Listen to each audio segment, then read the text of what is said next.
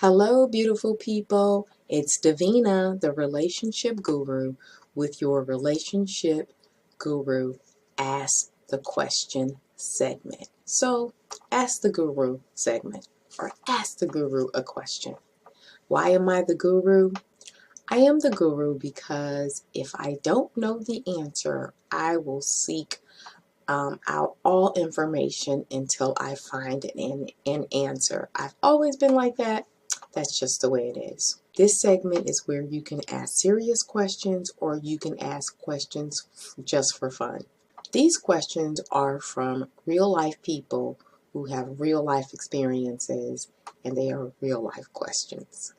So this week's question comes from Cece in Detroit. Cece writes, when dating someone and you see a red flag, when should you cut it off? Ooh, that is an amazing question there, Cece, and I feel that it needs a very serious answer as well.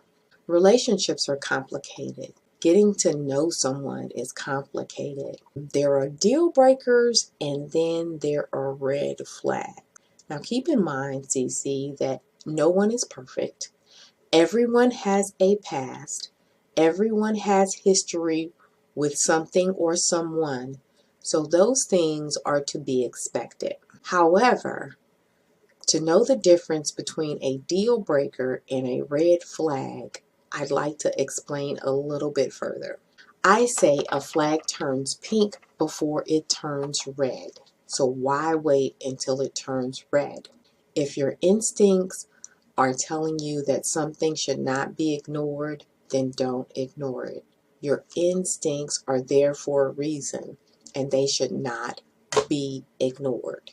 However, if someone is making you feel uncomfortable, if they are perhaps triggering an experience for you, those feelings are not something that should be ignored, and those are feelings that should be addressed for sure. If you have concerns about something, ask that person questions in a way that is not demeaning or insulting. Sometimes these red flags can be less extreme, and other times they are a crystal clear sign to run the other way.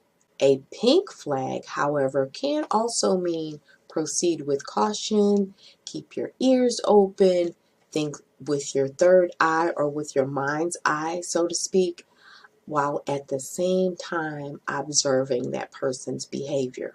If your gut is telling you full out loud that this is not going to work, don't question it, don't second guess it, full stop, walk away. My daughter once said, your guts don't lie. And that is truth. She was only 7 years old when she said that, by the way. However, if you're not quite sure, there are a number of things to consider. Do you recognize any relationship patterns within yourself? Do you tend to attract the same types of people? Do you tend to gravitate towards the same kinds of people? So don't assume that just because you're gravitating towards the same type of person, that this time around is going to be different. You also want to recognize your own triggers in your own patterns as well, especially if you've been hurt before. There may be some things you need to work through also. There may be some unresolved issues coming up for you.